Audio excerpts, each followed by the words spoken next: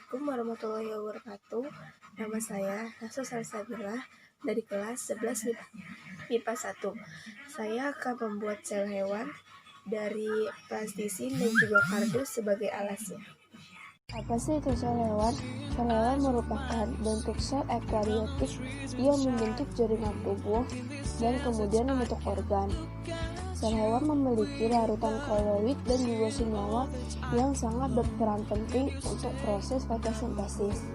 Untuk struktur yang ada di dalam sel hewan, penjelasan berikut ya. Yang pertama adalah nukleus. Nukleus bisa disebut juga inti-sel. Nukleus merupakan pusat suatu sel eukariotik dan terlindungi oleh selaput inti atau karyoteka. Bagian penyusunnya terdiri dari membran inti, pori inti, kromosom, nukleus atau anak inti sel. Fungsi inti sel atau nukleus ini untuk mengatur seluruh kegiatan sel, menyimpan materi genetik seperti DNA, menyimpan protein, dan menyimpan sintesis ribosom yang dilakukan oleh nukleus. Yang kedua, retikulum endoplasma. Retikulum endoplasma merupakan organel sel seperti jari yang terdapat dalam sitoplasma.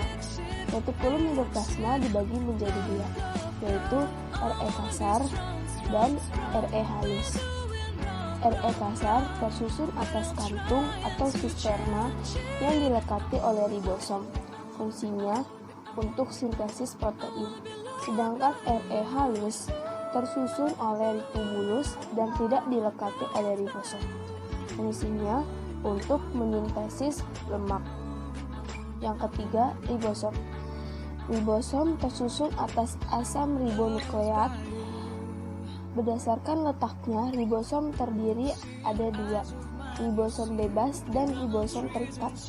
Ribosom bebas tersuspensi di sitosol, sedangkan ribosom terikat menempel pada permukaan luar RE kasar dan membran inti. Fungsinya untuk mesintesis protein. Yang keempat, lisosom. Lisosom merupakan kantung membran yang mengandung hidrolitik. Lisosom diproduksi oleh badan Golgi. Fungsinya untuk autofag, memperbaiki kerusakan pada membran sitoplasma. Yang kelima, ada mitokondria.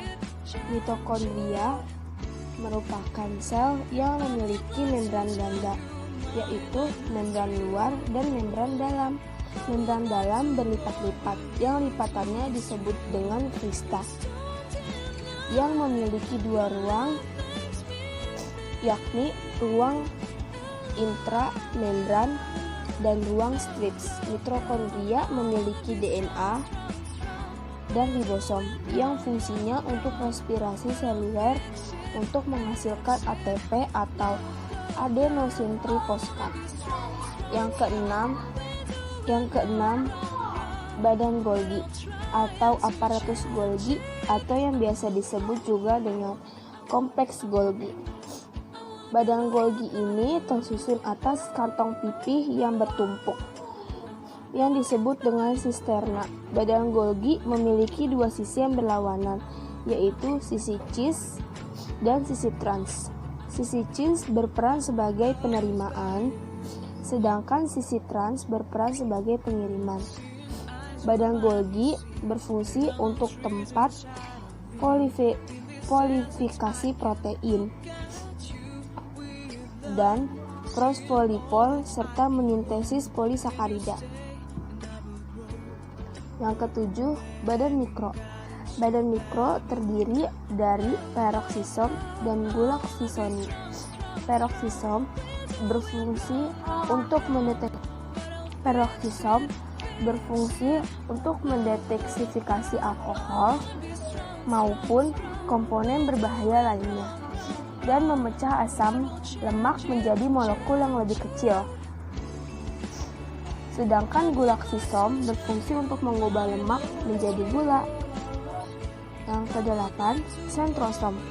Sentrosom merupakan organel di mana mikrotubuh berasal.